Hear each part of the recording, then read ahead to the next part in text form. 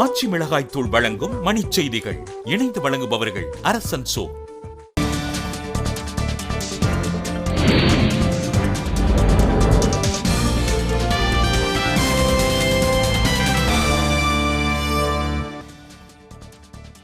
இங்கிலாந்து குடியுரிமை விவகாரம். ராகுல் காந்தியிடம் விளக்கம் கேட்டு நாடாளுமன்ற நெறிமுறைகள் குழு அறிவிக்கை.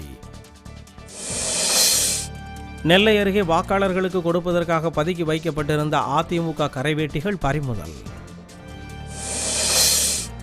இலங்கை சிறையில் உள்ள 96 தமிழக மீனவர்களை விடுவிக்க வலியுறுத்தி பிரதமருக்கு ஜெயலலிதா கடிதம்.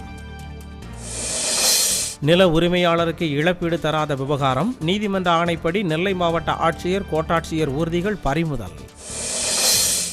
தொடர்வண்டியை இயக்க ஓட்டுநர் மறுத்ததால் விருதுநகர் மானாமதுரை தொடர்வண்டி புறப்படுவதில் 2 மணி நேரம் தாமதம். பேருந்துகளில் கடைசி இருக்கை பயணத்திற்கு 20 விழுக்காடு கட்டணத்தை குறைக்க ஆந்திர அரசு திட்டம். கும்பகோணம் மகாமக குளத்தை தூய்மைப்படுத்தும் பணிகள் காரணமாக 23ஆம் தேதி வரை குளிப்பதற்கு தடை.